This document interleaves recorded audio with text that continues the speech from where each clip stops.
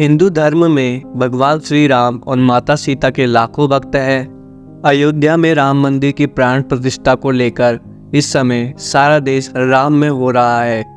हिंदू धर्म में भगवान राम और माता सीता दोनों ही अत्यंत महत्वपूर्ण देवता हैं और उन्हें अपने आदि देवता और आदि देवी के रूप में पूजा जाता है।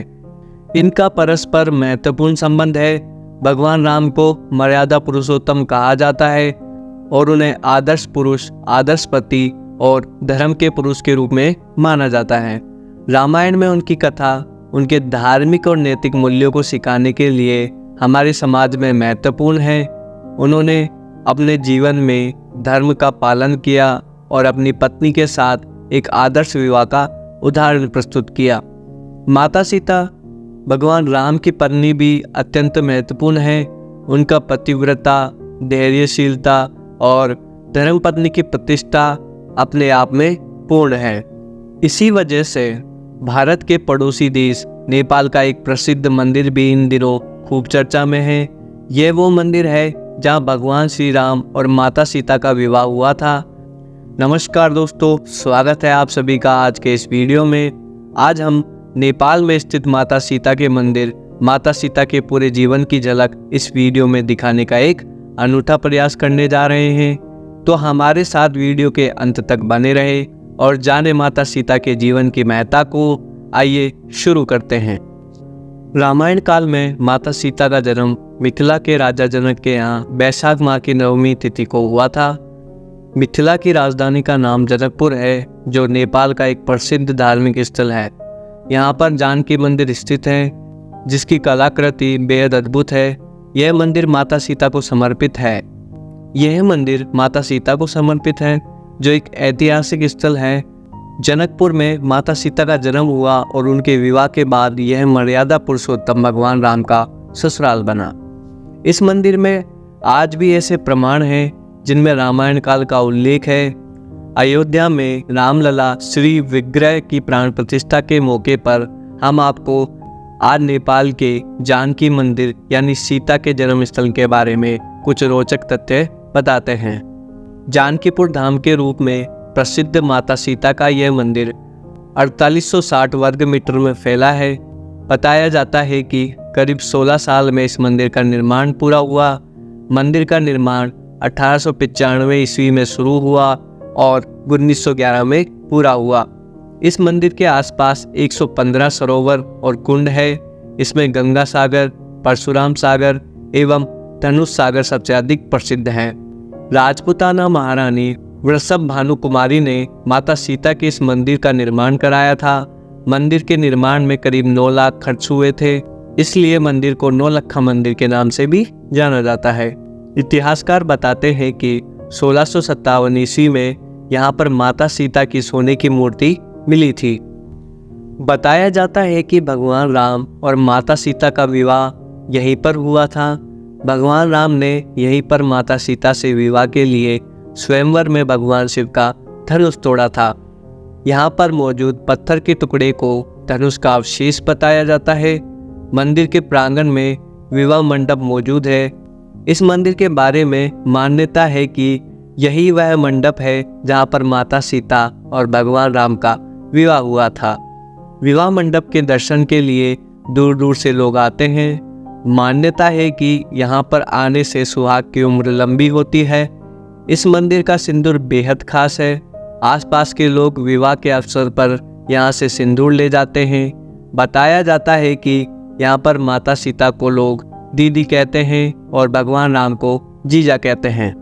त्रेता युग में जब भगवान विष्णु ने श्री राम के रूप में जन्म लिया, तो माता लक्ष्मी ने सीता के रूप में। माता सीता ने अपने जीवन में उच्च आदर्शों की स्थापना की तथा समाज को कई संदेश दिए। उन्होंने हमेशा धैर्य और संयम से काम लिया।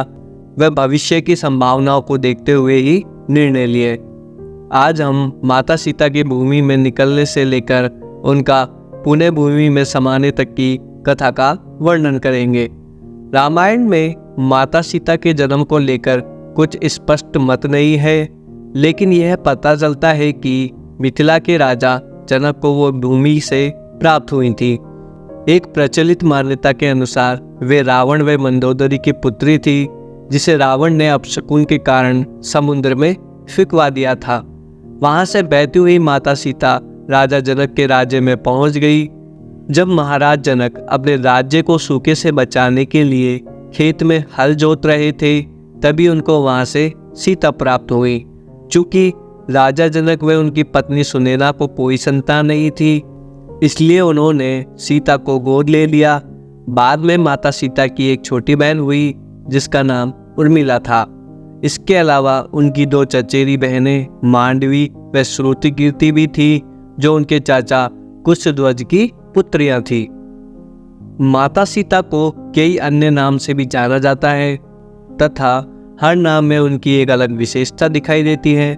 आइए उनके सभी नाम तथा उनका अर्थ जानते हैं। जानकी राजा जनक की पुत्री होने के कारण वैदेही, राजा जनक का एक नाम विदेही भी था, क्योंकि वे भगवान की भक्ति में अपने देह तक का त्याग कर देते थे या उसका आभास भूल जाते थे। इस कारण सीता को विदेही कहा गया। मैथिली या मिथिलेश कुमारी, मिथिला राज्य की राजकुमारी के कारण यह नाम पड़ा था। जनक आत्मजा, राजा जनक की आदमेय पुत्री होने के कारण यह नाम था। भूमिपुत्री, भूसोता, भूमि, भूमिजा, भूमि से प्राप्त होने के कारण जनक नंदनी, राजा जनक की सबसे प्रिय पुत्री होने के कारण राजा जनक को अपने परिवार की सभी पुत्रियों में सबसे प्यारी पुत्री माता सीता ही थी। इसके अलावा उनका नाम सीता इसलिए पड़ा क्योंकि जिस हल को राजा जनक जोत रहे थे, उसके निचले भाग को सीता कहा जाता है। उसी से टकराकर माता सीता उन्हें प्राप्त हुई थी, इसलिए उनका नाम सीता पड़ा। कई जगह सीता को सिया के नाम से भी जाना जाता है। कुछ वर्षों बाद जब सीता विवाह योग्य हो गई, तब उनके पिता राजा जनक ने उनके लिए स्वयंवर का आयोजन किया। उस स्वयंवर में जो भी शिव धनुष को उठाकर उस पर प्रत्यंचा चढ़ा देता, उसका विवाह माता सीता से हो जाता।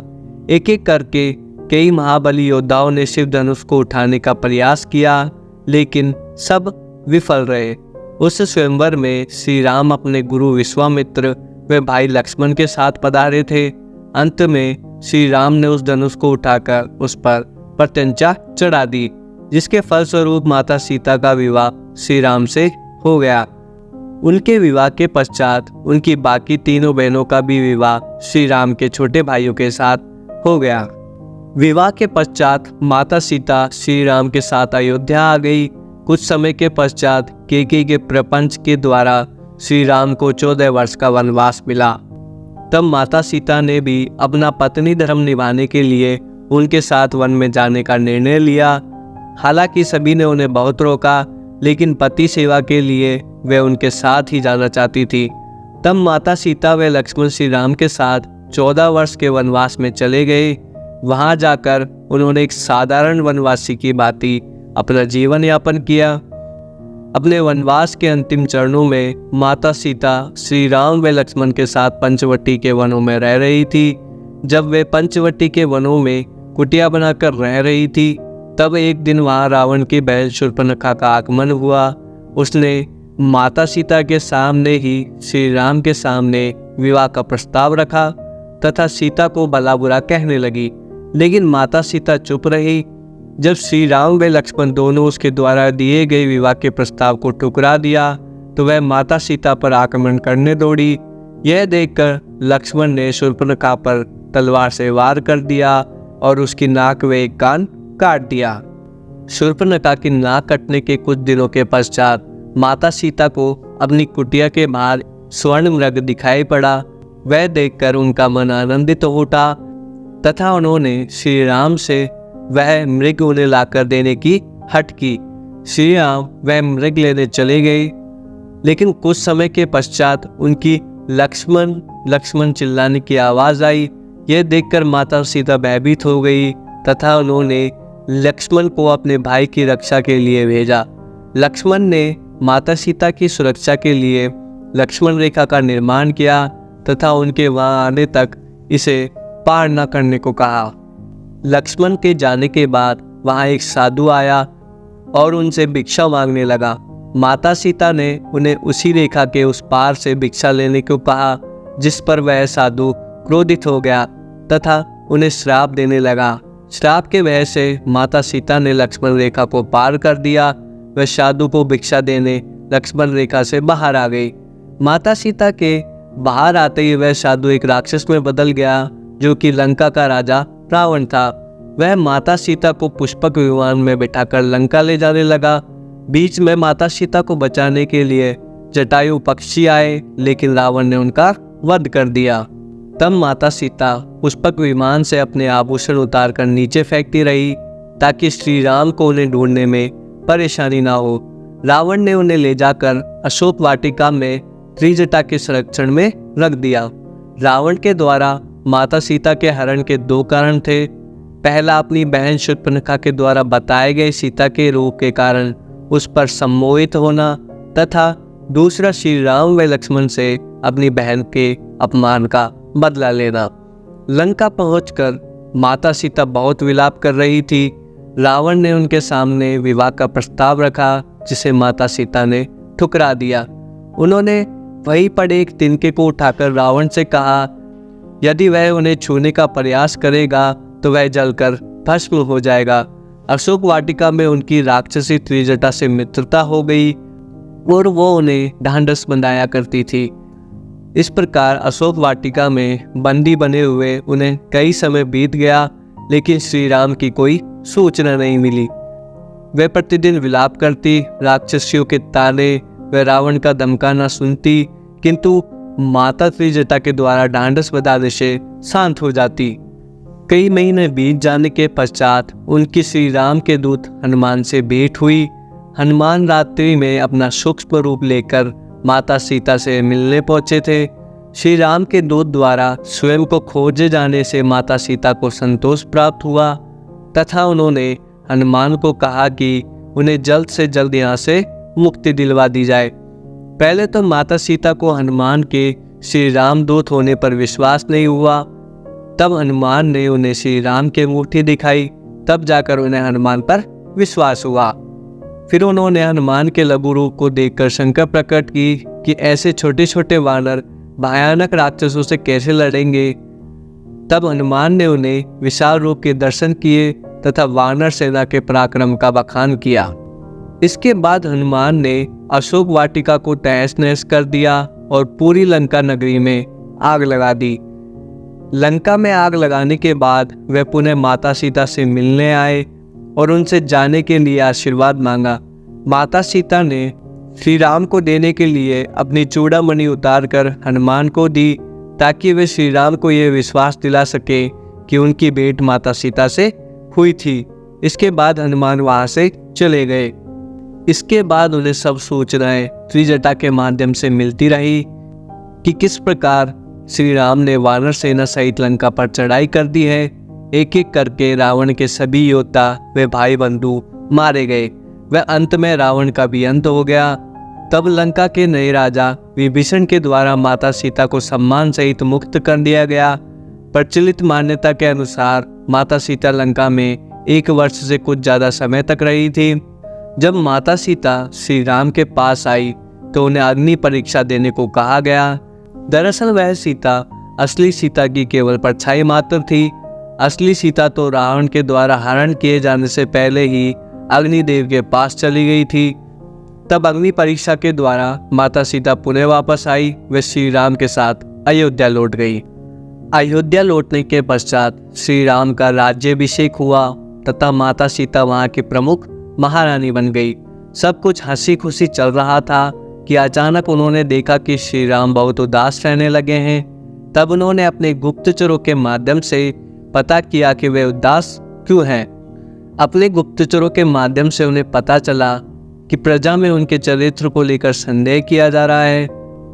वे माता सीता के लंका में 1 वर्ष तक रहने पर श्री राम के द्वारा उनका त्याग कर दिए जाने की बात कर रहे हैं। यह सुनकर माता सीता बहुत निराश हो गई। वे श्री राम के पास गई तथा स्वयं का त्याग करने को कहा। इस पर श्री राम विचलित हो गए तथा स्वयं उनके साथ वनवास में जाने को कहने लगे। तब माता सीता ने उन्हें राजधर्म समझाया वे अकेले वनवास जाने का निर्णय लिया। माता सीता को वन में छोड़ने का उत्तरदायित्व उनके देवर लक्ष्मण को मिला। लक्ष्मण उन्हें वन में अकेला नहीं जाने दे रहे थे तथा स्वयं पुत्र की भांति उनकी सेवा करने का हठ कर रहे थे। तब माता सीता ने लक्ष्मण के आगे एक सीता रेखा खींची तथा उसे लागने से मना किया। इसके बाद माता सीता वहां से आगे पैदल चलकर वाल्मीकि के आश्रम में चली गई। वहां उन्होंने अपना परिचय एक साधारण महिला के रूप में दिया तथा सब उन्हें वन देवी के नाम से जानने लगे। जब वे वन में गई थी तब वे गर्भवती थी तथा वहां जाकर उन्होंने 2 पुत्रों लव व कुश को जन्म दिया। अपने पुत्रों के जन्म के बाद माता सीता ने उनका अच्छे से पालन पोषण किया। महर्षि वाल्मीकि द्वारा उनके पुत्रों को शस्त्र व संगीत की शिक्षा दी गई। उन्होंने गुरु वाल्मीकि के अलावा आश्रम में किसी को भी अपना असली परिचय नहीं दिया था, यहाँ तक कि अपने पुत्रों को भी नहीं। एक दिन जब वे पूजा करके लौटी तो उनके पुत्रों ने उन्हें बताया कि उनका श्री राम की सेना के साथ युद्ध हुआ। इस युद्ध में उन्होंने श्री राम की सारी सेना को हरा दिया था। जब उनका श्री राम से युद्ध होने लगा तब महर्षि वाल्मीकि ने आकर युद्ध रुकवा दिया। यह सुनकर माता सीता जोर जोर से विलाप करने लगी तथा सभी को सत्य से अवगत करा दिया। उन्होंने अपने दोनों पुत्रों व आश्रम में सभी को बता दिया कि वे ही अयोध्या की महारानी सीता हैं तथा श्री राम उनके पति। लवकुश को पता चल चुका था कि जिससे वे युद्ध करने वाले थे वे स्वयं उनके पिता हैं। कुछ दिनों के पश्चात उन्हें यह सूचना मिली कि उनके दोनों पुत्रों ने अयोध्या के राजमहल में श्री राम व सभी प्रजावासियों के समक्ष रामायण कथा का वर्णन किया है। साथ ही लवकुश ने श्री राम व माता सीता के पुत्र होने की बात सभी को बता दी है। तब श्री राम ने माता सीता को राजमहल में आकर सभी के सामने प्रतिज्ञा लेकर यह बात स्वीकारने को कहा कि ये दोनों उनके व श्री राम के पुत्र हैं। यह सुनकर माता सीता अत्यधिक क्रोधित हो गई तथा अयोध्या के राजमहल में जाकर यह घोषणा की, यदि लवकुश श्री राम व माता सीता के पुत्र हैं तो इसी समय यह धरती फट जाए तथा वे इसमें समा जाए। माता सीता के इतना कहते ही धरती फट पड़ी व उसमें से धरती माता अपने रथ पर प्रकट हुई। माता सीता धरती माता के साथ उनके रथ पर बैठ गई तथा सभी को प्रणाम करके धरती में समा गई। इस घटना के पश्चात माता सीता पुनः अपने धाम वैकुंठ पहुंच गई तथा भगवान विष्णु का वहां पर आने की प्रतीक्षा करने लगी। दोस्तों, इस विषय पर विचार करते समय हमने देखा कि भगवान राम और माता सीता धर्म, नैतिकता और आदर्शता के प्रति अपने अद्वितीय योगदान के लिए अत्यंत महत्वपूर्ण है। उनकी कथाएं हमें धर्मपति और धर्मपत्नी के रूप में एक आदर्श संबंध का प्रतीक प्रस्तुत करती है और उनके उत्तम गुण हमें एक नेतृत्व और आदर्शता की दिशा में प्रेरित करते हैं। भगवान राम और माता सीता की पूजा हमें धर्म, भक्ति और सेवा की महत्वपूर्ण शिक्षाएं देती हैं और हमें आत्मनिर्भरता और सहिष्णुता का मार्ग दिखाती है। इस प्रकार इन दिव्य प्रेरणा स्रोतों के माध्यम से हम अपने जीवन को धार्मिक, नैतिक और आदर्शपूर्ण बना सकते हैं। आप सभी से यह आग्रह है कि इन उदाहरणों से सीखकर आप भी अपने जीवन में ये मूल्य अपनाएं और धर्मपरायण का जीवन की दिशा में अग्रसर हो। अगर आपको ये वीडियो अच्छा लगा हो तो इसे लाइक करें, साथ ही अपने दोस्तों और अपनों के साथ शेयर करें ताकि वो भी अपने जीवन में इन मूल्यों को अपना सके। धन्यवाद।